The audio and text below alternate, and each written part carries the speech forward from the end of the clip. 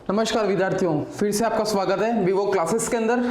मैं हूं बुनेश श्रीमाली और जैसा कि मैं आप लोगों को टॉपिक पढ़ा रहा हूं, क्या पढ़ा रहा हूं मैं आपको डायरेक्ट टैक्स के अंदर इनकम टैक्स का पार्ट पढ़ा रहा हूं। जैसा कि अभी तक हमने इनकम टैक्स में जो भी टॉपिक्स पढ़े हैं उसको मैं आपको रिवाइज करा देता हूँ कि क्या क्या टॉपिक अभी तक हमने पढ़ चुके हैं। नॉर्मली तो सबसे पहले बात करता हूँ बेसिक की बात करता हूँ, जो बेसिक जो भी रूल्स हैं, परिभाषाएं हो गई, तो वो मैंने आपको इनकम टैक्स के बारे में बता दिया था। फिर बात करता हूँ मेन जो टॉपिक्स होते हैं उनकी बात करता हूँ। उसमें मैंने आपको ग्रेजुटी के बारे में बताया था, उसके बाद मैंने आपको पेंशन के बारे में बताया था, साथ ही साथ मैंने आपको लीव इनकेश के बारे में बताया था। लास्ट जो टॉपिक हुआ था वो होता पीएफ के बारे में। मैंने आपको पीएफ के डिटेल पूरी बताई थी, पीएफ क्या होता है, साथ ही साथ पीएफ कितने प्रकार का होता है, वो जो प्रकार होते हैं, किस प्रकार के कर्मचारी पर कौन सा पीएफ लागू होता है, वो भी मैंने आपको बताया। साथ ही साथ उसके जो अधिनियम है वो अधिनियम मैंने आप लोगों को बता दिए थे। और आपको एक बात का हमेशा ध्यान रखना है, जो भी इनकम टैक्स के जो एक्ट होते हैं, अधिनियम होते हैं, उनको आपको हमेशा याद रखना है। तो आज की क्लास में मैं एक इंटरेस्टिंग टॉपिक लेके आया हूँ। लास्ट जो टॉपिक्स थे उसमें तो आप लोगों को समझ में आ गया होगा उसकी कैलकुलेशन कैसे करते हैं। और कैलकुलेशन करने का एक छोटा सा तरीका एक ही है, उसका जो टैक्स का जो ट्रीटमेंट होता है उस चीज को आपको फॉलो करना है। यदि आपने ट्रीटमेंट को समझ लिया तो क्वेश्चन ऑटोमेटिक हो जाएगा। तो अब बात करते हैं आज की क्लास की। जैसा कि मैंने आपको बताया था कि इनकम टैक्स के जो 5 स्रोत होते हैं आय के, उसमें जो पहला जो हेड होता है वो होता है इनकम फ्रॉम सैलरी वाला, जिसको हिंदी में कहा जाता है वेतन से आय। और आपको ध्यान हो, मैंने आपको उस एक क्लास में बताया था उसके इनकम फ्रॉम सैलरी का पूरा फॉर्मेट याद आ रहा कुछ? मैं आपको वापस रिवाइज कर देता हूँ। उस फॉर्मेट मैंने आप लोगों को बताया था। सबसे पहले आपको ध्यान हो तो बेसिक पे लिखा था, उस फॉर्मेट की बात करता हूँ। मैं आपको फॉर्मेट यदि बता भी दूंगा उसका भी हाल फिलहाल में। उसमें मैंने आपको सबसे पहले क्या किया था, सबसे पहले मैंने आपको बताया था उसके अंदर क्या, सबसे पहले मैंने आपको बताया था इनकम फ्रॉम बेसिक पे की बात करता हूं, वो बताया था। मैं आपको रिवाइज करा देता हूं उसके लिए, उससे आपको पता लग जाएगा कि हमने क्या पढ़ा था उसके अंदर, और वो आपका रिवाइज भी हो जाएगा। मैं इस फॉर्मेट की बात कर रहा हूं, इस फॉर्मेट में बात करता हूं, इसमें क्लियर बता देता हूं उसमें मैंने क्या क्या आपको लिखाया था, उससे आपका कंसेप्ट क्लियर हो जाएगा कि उसमें मैं क्या कहना चाहता हूं आपको। जैसे कि बात करता हूं मैं इसके अंदर, इस फॉर्मेट की बात कर रहा हूं। जैसा कि मैंने बताया था कि इनकम टैक्स के अंदर जो पहला जो स्रोत होता है वो कौन सा होता है, इनकम फ्रॉम सैलरी वाला होता है। तो इसमें मैंने आपको सबसे पहले बताया था इनकम फ्रॉम बेसिक पे ऑब्लिक सैलरी, जो भी बेसिक पे उसको मिलेगा, मूल वेतन जो भी मिलेगा उसको मल्टीप्लाई करने के बाद आपको यहाँ पे लिखना। मल्टीप्लाई का मतलब क्या होगा, उसके साल भर की इनकम निकालनी है। उसके बाद क्या था, उसके बाद आपको दो चीजें ऐड करनी पड़ती है। पहली ऐड करनी पड़ती है इनकम फ्रॉम अलाउंसेंस, जो भी भत्ते मिलते हैं उस कर्मचारी को, वो XYZ कोई भी कर्मचारी हो सकता है और किसी भी प्रकार का भत्ता हो सकता है। जो भी भत्ता मिल रहा है उस भत्ते को आपको जोड़ना है। वो भत्ते क्या होते हैं वो मैं आपको बताऊंगा आने वाली क्लासेस के अंदर। फिर बात करता हूँ पॉइंट नंबर 2 की बात करता हूँ। मैंने इसमें लिखा रखा है इनकम फ्रॉम परक्यूटिस, जिसको हिंदी में कहा जाता है अनुलाभ, या फिर मैं बात करता हूँ आम भाषा में बात करता हूँ, सामान्य बोलचाल की भाषा में जिसे कहा जाता है सुविधाएं। अब सुविधाएं क्या होती है, आपको मैंने इसके अंदर भी एक एग्जाम्पल दिया था। आपको मैंने बताया था कोई कर्मचारी है किसी कंपनी में, चाहे वो सरकारी हो बोले गैर सरकारी हो, मैं सरकारी की बात नहीं कर रहा हूँ, मैं गैर सरकारी की बात करता हूँ एक बार के लिए, तो आपको समझ में आ जाएगा यदि गैर सरकारी में वो हो रहा था सरकारी के में क्या हो जाएगा। गैर सरकारी मैंने आपको बताया था कोई कर्मचारी है किसी बड़ी कंपनी में कर्मचारी है, तो उसमें क्या होता है, उसको कंपनी के जो मालिक है या फिर कंपनी के जो नियम के अनुसार उसको क्या होता है, कोई गाड़ी कोई भी कार की सुविधा होती है, गाड़ी उसको घर पे लेने आती है और ऑफिस से वापस को छोड़ने भी आती है। आपको इस बारे में ध्यान हो तो मैंने आपको बताया भी था। तो वो एक प्रकार की क्या हो गई, वो एक प्रकार की सुविधा हो गई, उसके लिए फैसिलिटी हो गई वो। वैसे हम बात कर सकते हैं दूसरे 2-3 एग्जांपल हो गए, जैसे कि मेडिकल की बात हो गई, मकान की बात हो गई। तो वो जो भी सुविधाएं नियोक्ता की ओर से या फिर कंपनी की ओर से कोई प्रदान की जाती है तो उसे ही हम क्या कहते हैं, इनकम टैक्स की बात कर रहा हूं, उसे हम कहते हैं अनुलाभ। परक्यूटिस जो एक सुविधा के रूप में होती है, उसका क्या होता है, उसका पैसा नहीं मिल रहा, उसको सुविधा मिल रही है। तो आज की क्लास में मैं आपको उसी टॉपिक पे डिस्कस करने वाले हैं हम, परक्यूटिस क्या होती है, परक्यूटिस में क्या क्या इंक्लूड होता है, क्या क्या जोड़ा जाता है, साथ ही साथ उसका टैक्स का ट्रीटमेंट कैसे करते हैं, वो हम आज की क्लास में पढ़ने वाले हैं। तो करें स्टार्ट। आज की बात करने वाले हम अनुलाभ की बात, भत्ते हम आने वाली क्लास में पढ़ेंगे। सबसे पहले हम पढ़ने वाले हैं अनुलाभ के बारे में। तो स्टूडेंट्स हम स्टार्ट कर रहे हैं आज परक्यूटिस, और परक्यूटिस का जो पहला पार्ट है वो है, दिख रहा होगा आपको थोड़ा थोड़ा, आज मैं जो बात करने वाला हूँ वो किसकी बात करने वाला हूँ? प्रिकॉर्डिस में सुविधा की बात करता हूँ। आज मैं सुविधा की बात कर रहा हूँ। किसकी सुविधा की बात कर रहा हूँ? जैसा कि आप लोगों को स्क्रीन पे दिख रहा होगा और आपको थोड़ा समझ में भी आ गया होगा कि मैं आज क्या बताने वाला हूँ आप लोगों को, किस प्रकार की सुविधा के बारे में आप लोगों को बताने वाला हूँ। तो उससे पहले, इसको समझने से पहले सबसे पहले आपको यह समझना है कि प्रिकॉर्डिस होती क्या है। मैंने आपको बता दिया है, नियोक्ता की ओर से अपने कर्मचारी को कुछ सुविधाएं प्रदान की जाती है, कुछ फैसिलिटीज प्रदान की जाती है, जिससे क्या कहा जाता है? प्रिकॉर्डिस कहा जाता है, अनुलाभ किया जाता है। ये कैश में नहीं होता है, किसमें होता है? सुविधा के रूप में होता है। कंप्लीट यहाँ तक। अब दूसरी बात आती है, अब जो प्रिकॉर्डिस मिलती है, जो सुविधाएं मिलती है, जो अनुलाभ मिलते हैं, वो कौन से कर्मचारी को मिलते हैं? तो सामान्य रूप से चाहे वो सरकारी कर्मचारी हो, चाहे वो गैर सरकारी कर्मचारी हो, दोनों प्रकार के कर्मचारियों के लिए क्या होती है? प्रिकॉर्डिस मिलती है। वो डिपेंड करता है उस कंपनी के रूल्स के हिसाब से। बड़ा अफसर होगा तो उसको सुविधा अच्छी मिलेगी, और उससे छोटे अफसर होंगे तो उनको सुविधाएं कम मिलेगी। मतलब सुविधा मिलती जरूरी है, यह मिलती ही है, भले सरकारी हो भले गैर सरकारी हो। तो मैं बात करूंगा, आज की बात कर रहा हूं, आज के टॉपिक की मैं बात करने वाला हूं। उस टॉपिक का नाम भी यही है, प्रिकॉर्डिस। और प्रिकॉर्डिस का पहला जो पॉइंट है वो कौन सा है? आपको दिख रहा होगा, ये एक छोटा सा घर बना हुआ है, मिनी हाउस जिसको कह सकते हैं हम। तो आज मैं जो टॉपिक की बात करने वाला हूँ, जो पहली जो फैसिलिटी वो कौन सी है? मकान की सुविधा की बात कर रहा हूँ। अब मकान की सुविधा का मतलब क्या होता है उसको हम समझ लेते हैं एक बार के लिए। मकान की सुविधा का मतलब क्या होता है? चाहे वह सरकारी हो भले गैर सरकारी हो, नियोक्ता की ओर से वो क्या बोलता है? नियोक्ता की ओर से क्या कर रहा है? उसको एक मकान की सुविधा दी गई है। मकान किराया नहीं दे रहे हैं, मकान की सुविधा दी जा रही है। उसको एक मकान दे दिया गया और उसको क्या बोला? चाहो जाओ उस मकान में आप रहो, आपके जो भी है उसमें आपको सब कुछ फैसिलिटी भी है तो वही है, फैसिलिटी नहीं है तो क्या भी कहो। नॉर्मल से मकान दे दिया, 2 रूम दे दिया, हॉल दे दिया, किचन दे दिया, XYZ, वो जो जिस हिसाब से उसको नीड है उसके हिसाब से उसको दे दी। ये होगी मकान की सुविधा। ये जो मकान की सुविधा प्रदान की जा रही नियोक्ता की ओर से है, यदि वो सरकारी होगा तो उसमें टैक्स का ट्रीटमेंट कैसे कर देंगे वो मैं आपको बताऊंगा। साथ ही साथ यदि वो नॉन गवर्नमेंट एम्प्लॉय होता है, गैर सरकारी कर्मचारी होता है, तो उस केस में टैक्स का ट्रीटमेंट कैसे होता है वो भी हम आज की क्लास में पढ़ने वाले हैं। तो आज के पढ़ते हैं मकान की सुविधा, जिसको कहते हैं इनकम टैक्स में किराए से मुक्त आवास की सुविधा, rent free accommodation. Rent free accommodation जिसको इंग्लिश में इन शॉर्ट में कहा जाता है RFA, ठीक है। हिंदी में कहते हैं किराए से मुक्त आवास की सुविधा। उसमें कैसे क्या होता है टैक्स का ट्रीटमेंट वो हम पढ़ने वाले हैं। आगे बस में तक तो ये तो बात होगी इसकी। अब मैं स्टार्ट करने वाला हूँ आज के टैक्स के ट्रीटमेंट की। हम चीरफाड़ करेंगे, किसकी चीरफाड़ करने वाले हैं? टैक्स की। यदि किसी कर्मचारी को कोई सुविधा मिल रही है तो उस केस में उस सुविधा का अपन टैक्स का ट्रीटमेंट कैसे करेंगे हम पढ़ रहे हैं। तो स्टूडेंट्स आपके सामने एक छोटा सा मैं आपको बता दूंगा कि मैंने क्या लिख रखा है। जैसे कि आप लोग देख सकते हो कि मैंने एक टैक्स का ट्रीटमेंट बना रखा है। मान लो कोई कर्मचारी है जिसको किराए से मुक्त आवास की सुविधा मिल रही है, यानी रेंट फ्री एकोमोडेशन मिल रहा है, तो उस केस में उसके ऊपर टैक्स का ट्रीटमेंट कैसे किया जाएगा वो आप लोग देख सकते हो। आपको इसी फॉर्मेट के हिसाब से चलना है तो आपको क्लियर समझ में आ जाएगा। तो जैसे मैं टैक्स का ट्रीटमेंट करने वाला हूं, मैं सबसे पहले बात करता हूं गवर्नमेंट एम्प्लॉय। 2 प्रकार के कर्मचारी होते हैं, जैसा कि मैंने आपको बताया, एक होता है सरकारी कर्मचारी होता है, दूसरा होता है गैर सरकारी कर्मचारी। इस टॉपिक को स्टार्ट करने से पहले हम थोड़े किराए के जो मकान की जो सुविधा हो रही है उसके बारे में थोड़ा सा पढ़ लेते हैं, वो होती क्या चीज़ है। जैसा कि मैंने आपको बताया मकान उसको दे दिया रहने के लिए तो मकान की सुविधा होगी। अब दूसरी बात क्या होती है? दूसरी बात ये है जो मकान नियोक्ता की ओर से उस कर्मचारी को दिया जा रहा है तो उस केस में उसके सामने 2 चीज होगी। एक तो होगा उसको जो मकान दिया गया है वो है फर्निश्ड। नाम सुना होगा इसके बारे में आपने, फर्निश्ड, जिसको हिंदी में कहा जाता है सुसज्जित मकान। अब सुसज्जित मकान क्या होता है?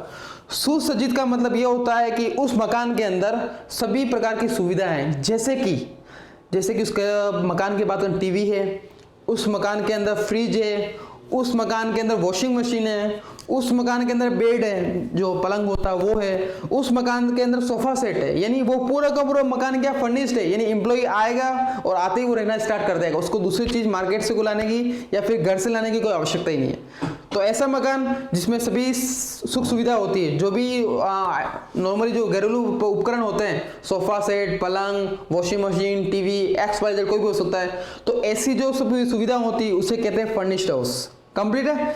या तो क्या करेगा नियोक्ता उसको उस प्रकार का मकान देगा। दूसरा क्या देगा? अनफर्निश्ड हाउस, यानी इसको हिंदी में कहा जाता है असुसज्जित मकान। उसमें क्या होता है, जो सुविधा मैंने आप लोगों को बताई है, क्या क्या बताई, टीवी हो गया, फ्रिज हो गया, वॉशिंग मशीन हो गया, बेड हो गया, या फिर दूसरी कोई भी चीजें होगी, वो नहीं है, केवल खाली मकान उसको दे दिया, तो वो किस में आ जाएगा, असुसज्जित मकान में आ जाएगा। आगे पास में तक तो मैं बात ये इसलिए कर रहा हूं क्योंकि इनकम टैक्स क्या होता है, इनकम टैक्स हर एक छोटी चीज को देखता है। वो क्या देखता है, जो व्यक्ति, जो कर्मचारी है, उसको जो सुविधा मिली है वो किस प्रकार की सुविधा मिली है। जैसे कि बात करते हैं, उसको मकान की सुविधा तो मिल रही है, लेकिन मकान की सुविधा भी भविष्य दो प्रकार की होती है। कौन कौन सी, सुसज्जित है, असुसज्जित है। सुसज्जित है तो उस पर थोड़ा सा नियम लागू हो जाएंगे अलग, और यदि अनफर्निश्ड है तो उस पर नियम अलग हो जाएंगे। तो मैं बात करता हूँ, इसी की बात करता हूँ, आज की क्लास की बात कर रहा हूँ। तो नॉर्मली आप लोग स्क्रीन पे देख सकते हो, दो प्रकार के कर्मचारी परक्यूटीज के अंदर हम बात कर रहे हैं, आज किराए से मुक्त आवास की सुविधा की बात कर रहे हैं। दो प्रकार के कर्मचारी होते हैं, एक होता है सरकारी कर्मचारी और दूसरा होता है नॉन गवर्नमेंट एम्प्लॉय, यानी गैर सरकारी कर्मचारी। मैं सबसे पहले बात किसकी कर रहा हूँ, मैं बात कर रहा हूँ सरकारी कर्मचारी की बात। हम पहले बात यहीं से स्टार्ट करते हैं, फिर बाद में उसका करेंगे, क्योंकि उसका टैक्स का जो ट्रीटमेंट होता है, नॉर्मली आप लोगों ने देखा होगा अभी तक, जो भी टैक्स का जो ट्रीटमेंट हो रहा है वो अधिकतर किसके ऊपर हो रहा है, नॉन गवर्नमेंट पे हो रहा है, न कि गवर्नमेंट पे हो रहा है। तो पहले पर इसको बात करते हैं। यदि कोई सरकारी कर्मचारी है, उसको मकान की सुविधा मिल रही है, रहने का मकान मिल रहा है, तो उस केस में क्या होगा, उस केस में यदि उसको जो गवर्नमेंट एम्प्लॉई है, उसको जो सुविधा मिल रही है वो मिल रही है फर्निश्ड हाउस वाली, सुसज्जित मकान, हर एक चीज की फैसिलिटी अवेलेबल है ऑलरेडी उसके पास, तो उस केस में क्या होगा, उस केस में बात करते हैं जो भी रूल्स एंड रेगुलेशन, टैक्स की बात कर रहा हूं मैं, तो जो रूल्स एंड रेगुलेशन वो लग जाएंगे एज पर गवर्नमेंट रूल्स। जो भी सरकारी नियम व निर्देश होते हैं उसके अनुसार क्या होगा, टैक्स का लायबिलिटी का उसका सीन बैठ जाएगा, या फिर जो टैक्स की राशि जो होती है माफ होती है, कौन कितनी राशि तक कर मुक्त होगा, वो किसके हिसाब चल जाएगा, उसके एज पर गवर्नमेंट रूल्स के हिसाब से। सेंट्रल गवर्नमेंट का है तो उसके रूल्स अलग चल जाएंगे, और स्टेट गवर्नमेंट का तो रूल्स अलग चल जाएंगे। प्लस साथ ही साथ और टैक्स की लायबिलिटी क्या बनेगी, ये रूल्स के हिसाब से बन जाएगी, जो भी रूल्स होगा उसके हिसाब से। अलग अलग रूल्स होते हैं, वो अपने को देखने पड़ते हैं, नॉर्मल जो उनकी गाइडलाइंस होती है उसके अंदर हम देखते हैं।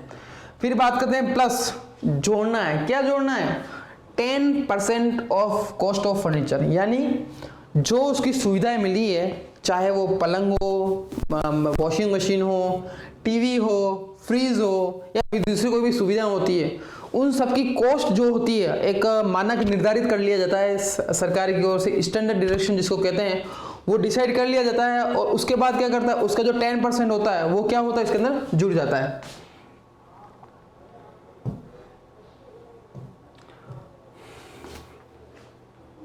तो वो आपको इसमें चीज भी देखना है, जैसा कि मैंने इसमें क्लियर लिख रखा है इस चीज को, आपको उसी चीज को फॉलो करते हुए काम करना है। मैं बता देता हूं वापिस से आपको, जैसे कि इसमें दे रखा है एज पर गवर्नमेंट जो भी रूल्स होंगे उसको ओपन करना है, plus 10% of cost of furniture, जो भी कॉस्ट है किसकी, फर्नीचर की आपको क्या बोलना है, स्टैंडर्ड होते हैं, हर चीज का मानक होता है, आपको अपने हिसाब से नहीं चलना है। नॉर्मली भी एक फ्रिज है, फ्रिज की वैल्यू क्या है वो अपन मार्केट में जाके पूछना पड़ेगा, या मार्केट में पता लगाना पड़ेगा, या फिर दूसरे जो ITR होते हैं, इनकम टैक्स रूल्स होते हैं, उसको फॉलो करना पड़ेगा। तो इन दोनों को जोड़ने के बाद जो राशि आती है वो इस पर क्या होती है, टैक्सेबल अमाउंट गिना जाएगा, किसके अंदर, यदि मैं बात करता हूँ गवर्नमेंट एम्प्लॉय की बात करता हूँ, कौन सी दशा में, सुसज्जित मकान की दशा में। अब मैं बात करता हूं, किसकी बात करता हूं, अनफर्निश्ड हाउस, जिसको हिंदी में कहा जाता है असुसज्जित मकान, यानी इसका मतलब क्या होता है, जिस मकान, जो मकान नियोक्ता की ओर से यानी सरकार की ओर से उसके कर्मचारी को दिया गया है, उसके अंदर कोई फैसिलिटी नहीं है। जैसा कि मैं बता ही रहा था आपको, टीवी हो गया, फ्रिज हो गया, ये फैसिलिटी नहीं, केवल उसको खाली मकान दे दिया गया, तो उस केस में उसके ऊपर टैक्सेबल अमाउंट की गणना कैसे करेंगे, उस केस में बोलते हैं कि एज पर गवर्नमेंट रूल्स, जो भी सरकारी नियम है उसके अनुसार क्या होगा, टैक्स की गणना कर दी जाएगी, बोले वो सेंट्रल गवर्नमेंट हो, बोले वो स्टेट गवर्नमेंट हो, एज पर गवर्नमेंट रूल्स के हिसाब से उसको फॉलो करना पड़ेगा। तो ये तो बात हो गई किसकी, सरकारी कर्मचारी के बाद, जब उसको किराए से मुक्त आवास की सुविधा मिल रही है तो आपको इस चीज को फॉलो करना है।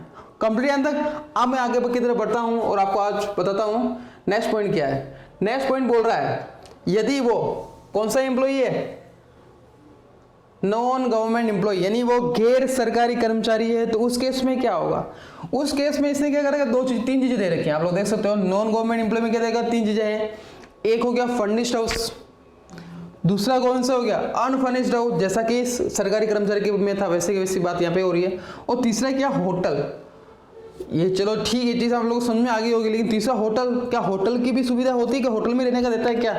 हाँ, क्यों नहीं देते हैं? यदि कोई बड़ी बड़ी जो कंपनीज होती है, जैसे मैं उदाहरण की बात करता हूँ, आपका जो रिलायंस इंडस्ट्री हो गया, टाटा इंडस्ट्री हो गया, या फिर दूसरी जो इंडस्ट्री होती है जिसमें बड़े लेवल के जो ऑफिसर्स होते हैं, ऑफिसर क्या होते हैं, या तो उनको फ्लैट की सुविधा दे रखी होती है, या फिर एक बड़ी अच्छी होटल हो तो वहाँ पर क्या होता है, मकान की सुविधा, मतलब रहने का अपन क्या बोलते हैं, दे देता है। तो उस केस में क्या होता है, उसके नियम भी अलग होते हैं। वो नियम कौन कौन से होते हैं, इन दोनों की बात करता हूँ मैं।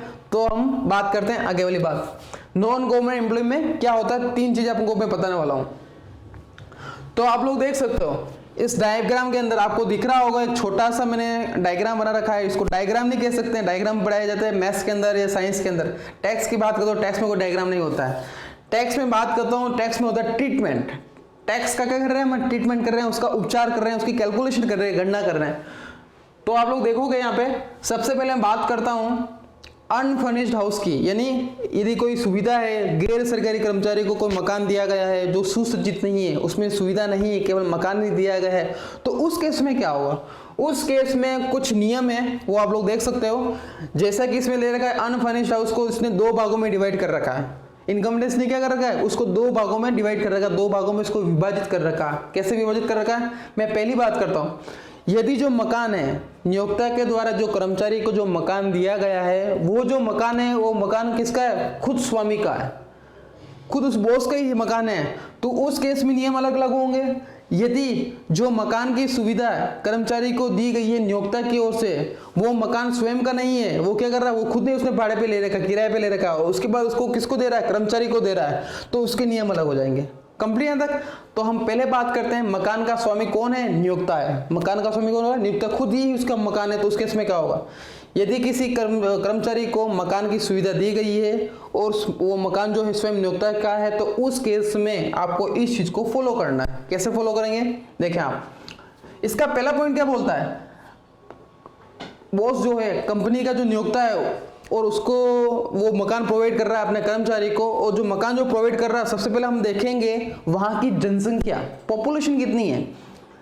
यदि बड़ी सिटी की बात करते हैं तो उसके नियम अलग होंगे, यदि हम छोटी सिटी की बात करते हैं तो उसके नियम अलग होंगे, या मिड सिटी की बात करते हैं, मध्यम लेवल की बात करते हैं तो उसके नियम अलग होंगे। जैसे देख सकते हो, मालिक ने कर्मचारी को क्या दे रखा है, मकान दे रखा है। मकान से बोल सकते हैं किराए से मुक्त आवास की सुविधा बोल सकते हैं। यदि जहां मकान दिया है वहां की जनसंख्या 10 लाख से क्या है, कम है, 10 लाख से क्या हो रही, कम हो रही है, तो उस केस में 7.5 ऑफ सैलरी, जो भी उसको वेतन मिल रहा है, वेतन का 7.5% आपको निकालना है और वो कर योग्य श्रेणी में आ जाएगा। कितना, 7.5% वेतन का। अब वेतन में क्या क्या आता है, और वेतन में मैंने आपको बता भी दिया, वैसे पुरानी क्लास में बताया था। वेतन का मतलब क्या होता है, सबसे पहले बेसिक सैलरी, आगे basic salary plus DA. DA जो मिलेगा आपको ध्यान हो तो मैंने बताया था सेवा शर्तों के अनुसार। यदि क्वेश्चन में गिवन है सेवा शर्तों के अनुसार यदि डीए दिया जा रहा है तो जोड़ना है। यदि सेवा शर्तों के अनुसार यदि डीए नहीं दिया जा रहा है या फिर दूसरा कोई वेतन नहीं दिया जा रहा है तो उस केस में उसको नहीं जोड़ना। आप इस चीज को नोट भी कर लें, यदि सेवा शर्तों के अनुसार है तो जोड़ना है, और सेवा शर्तों के अनुसार नहीं है तो उसको नहीं जोड़ना है। तो पहली बात होगी बेसिक सैलरी प्लस जो भी अलाउंस हो रहा है वो, प्लस बोनस। यदि कोई बोनस उसको मिला है तो उसको केस में उसको जोड़ना है, और उसके बाद उसको 7.5% निकालना है। कब, जब वहां जिसको मकान की सुविधा मिली है वहां की जनसंख्या 10 लाख से कम हो, तो उस केस में। मैं पॉइंट नंबर 2 की बात करता हूं। यदि उसको मकान की जो सुविधा मिली है वहां मिली है जहां की पॉपुलेशन, जहां की जनसंख्या 10 लाख से ज्यादा है लेकिन 25 लाख से कम है, 10 लाख से ज्यादा लेकिन 25 लाख से कम, तो उस केस में क्या होगा, उस केस में जो भी सैलरी है, सैलरी का मतलब मैंने आप लोगों को बता दिया, वेतन का मतलब मैंने आप लोगों को बता दिया, तो वेतन का जो भी होता है वो 10% क्या होता है, टैक्सेबल हो। उसका 10% आपको निकालना, वो टैक्सेबल में श्रेणी में आ जाएगा। आगे कैसे मैं आपको बताऊंगा कि जो राशि मिल रही है वो या फिर मान लिया जाता है वो, और जो अपन प्रतिशत निकालेंगे उन दोनों में से जो कम होगा। नॉर्मली मैंने आप लोगों को बता रखा है, सामान्य रूप से इनकम टैक्स ये कहता है जो राशि सबसे कम होगी वो कर मुक्त हो जाएगी और बाकी की राशि पे क्या लग जाएगा, टैक्स लग जाएगा। तो ये होगी 10 लाख से ज्यादा लेकिन 25 लाख से कम, तो उस केस में 10% ऑफ सैलरी, वेतन का 10% आपको निकालना है जो टैक्सेबल की श्रेणी में आ जाएगा। लास्ट और फाइनल पॉइंट की बात करते हैं। यदि जो मकान की सुविधा दी गई है वहाँ की पॉपुलेशन, जिस सिटी में जिस क्षेत्र में उसको दी गई है, वहाँ की पॉपुलेशन है, जनसंख्या है, वो 25 लाख से ज़्यादा है, तो आपको सैलरी का 15% निकालना है। कितना प्रतिशत निकालना है? 15%। कंप्लीट यहाँ तक। तो ये क्या चीज़ है? जब जो मकान, जो सुविधा दी जा रही है कर्मचारी को, वो मकान स्वयं किसका हो? कंपनी के मालिक का हो या फिर नियोक्ता का हो, जिसको वो अपॉइंट कर रहा हो। ये तो बात इसकी। नेक्स्ट जो बात करता हूँ वो क्या होती है? जब मकान जो होता है वो स्वयं स्वामी का नहीं होकर किसी और का मकान है, उसने भी उस मकान को किराए पे ले रखा, फिर उसको दे रखा, कर्मचारी को दे रखा, उस केस में क्या होगा? मकान का स्वामी नियोक्ता न हो तो जो कम होगा वो क्या हो जाएगा? टैक्स फ्री हो जाएगा, बाकी पे टैक्स लगेगा। वेतन का 15%, वेतन का 15%, वेतन का मतलब basic pay plus allowance as per rules. Clear बोल रहा हूं मैं आपको, basic pay plus allowance as per rules, rules के हिसाब से होगा तो जोड़ना, बाकी नहीं जोड़ना। ये क्वेश्चन में आपको देखना पड़ेगा। प्लस जो भी बोनस वगैरह मिला उसका 15% आप लोगों को निकालना है। या दूसरा लिख रखा है प्राप्त राशि, जो भी राशि प्राप्त होती है, जो एक्चुअल अमाउंट जो रिसीव होता है उसको, उस केस को आपको यहाँ पे लिखना है। इन दोनों में से जो सबसे कम राशि होगी वो क्या हो जाएगी? कर मुक्त हो जाएगी, बाकी पे क्या लग जाएगा? टैक्स लग जाएगा। कंप्लीट यहाँ तक। तो ये तो बात होगी फर्निश्ड हाउस, अनफर्निश्ड हाउस की, यानी जो मकान दिया गया है वह असुसज्जित है, उस पर कोई फैसिलिटी नहीं है, तो उस केस में आपको इस चीज को फॉलो करना है। दो चीज आपको ध्यान रखना है, खुद का मकान है तो क्या होगा, और यदि मकान को किराए पे दे रखा है, किराए से लेकर किराए पे दे रखा है, तो उस केस में क्या होगा। अब मैं बात करता हूँ फर्निश्ड हाउस की। फर्निश्ड हाउस का मतलब क्या होता है?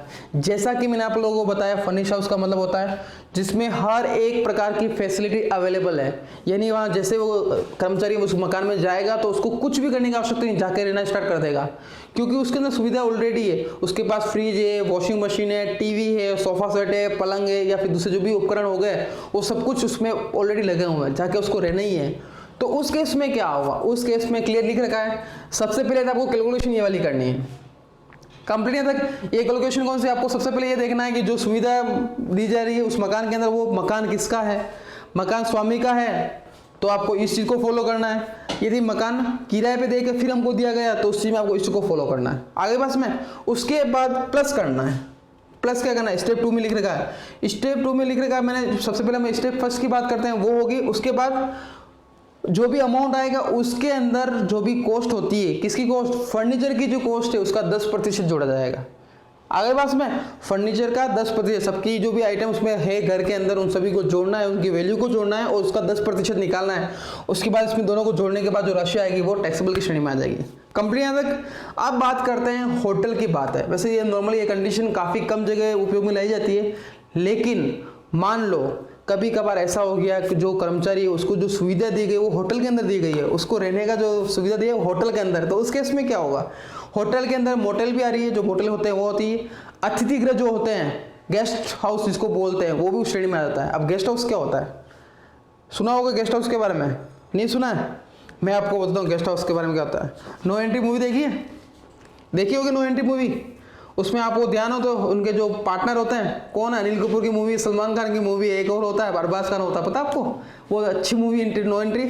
उसमें क्या होता है, उसको गेस्ट रूम में वहाँ बोलते हैं, गेस्ट रूम में रहने के लिए बोलते हैं। याद आ रहा होगा कुछ तो याद आ रहा है ना? तो वही वाली बात है, गेस्ट रूम भी क्या होता है, इस होटल की श्रेणी में माना जा सकता है।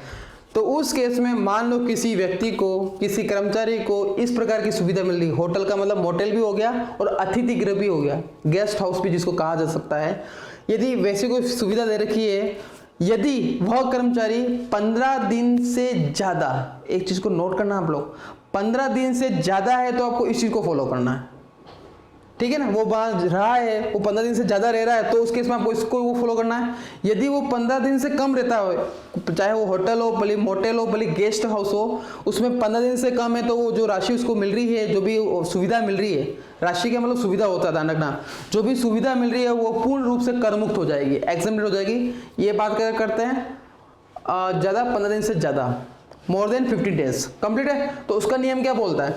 उसका नियम ये बोलता है कि जो टैक्सेबल के अमाउंट की बात करते हैं, जो सुविधा की बात करते हैं, कितनी सुविधा टैक्सेबल होगी, वेतन का 24%, जो भी उसको वेतन मिल रहा है उसका 24%, या जो राशि प्राप्त हुई है, राशि को मतलब एज्यूम करना पड़ेगा, मानना पड़ेगा इतनी राशि उसको प्राप्ट हो रही है। वैसे क्लियर क्वेश्चन में क्लियर लिख रखा होगा इतनी उसको राशि मिल रही है, तो उस केस में इन दोनों में से जो सबसे कम होगा वो तो हो जाएगा टैक्स फ्री, जिसको दूसरे शब्द में कहा जाता है एग्जम्प्टेड, कर मुक्त। और बाकी की राशि पे क्या लग जाएगा, टैक्स लग जाएगा। कंप्लीट यहाँ तक।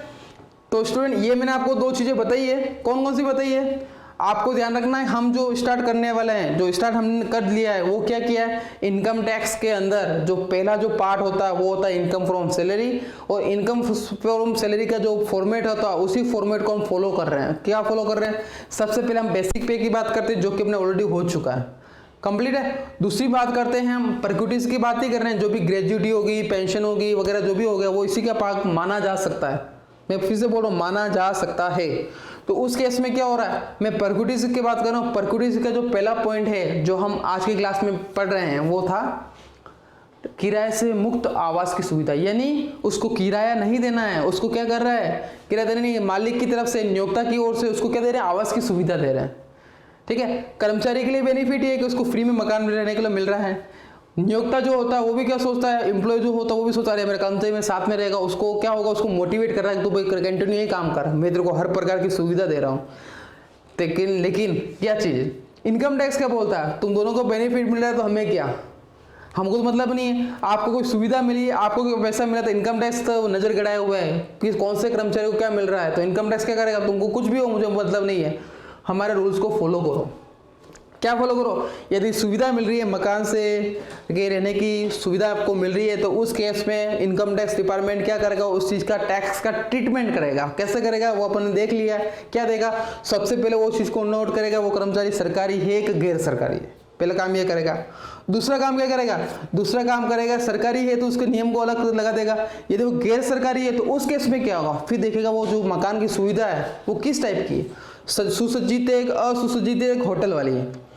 यदि वो असुसज्जित है तो उसके वापस देखेगा, अरे मकान जो दिया है नियोक्ता ने अपने कर्मचारी को जो मकान दिया है वो मकान खुद का है कि किराए पे दे रखा है, खुद का है तो आपको ये चीज़ को फॉलो करना है।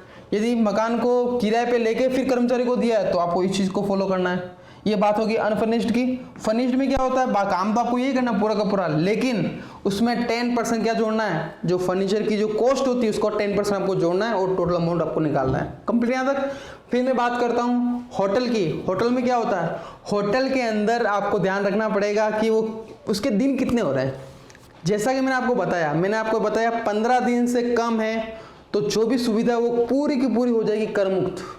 15 दिन से कम रहता है तो पूरी की पूरी क्या हो जाएगी, सुविधा कर मुक्त हो जाएगी। लेकिन यदि वह 15 दिन से ज़्यादा रहता है तो उस केस में क्या होगा, उस केस में इन दोनों को अपन को देखना पड़ेगा, वेतन का 24% निकालना पड़ेगा, साथ ही साथ जो राशि उसको प्राप्त हुई वो आपको देखनी पड़ेगी। इन दोनों में से जो कम होगा वो तो हो जाएगा कर मुक्त और बाकी की राशि पे क्या लग जाएगा, टैक्स लग जाएगा। कंप्लीट है स्टूडेंट यहाँ तक। तो आपको इसको पढ़ना है और हम आने वाली क्लासों के अंदर इसका हम पढ़ेंगे एग्जाम्पल, उदाहरण के थ्रू इसको हम क्लियर करेंगे, उसकी जो टैक्स की जो लायबिलिटी वो कैसे गणना की जाती है। तब तक के लिए धन्यवाद।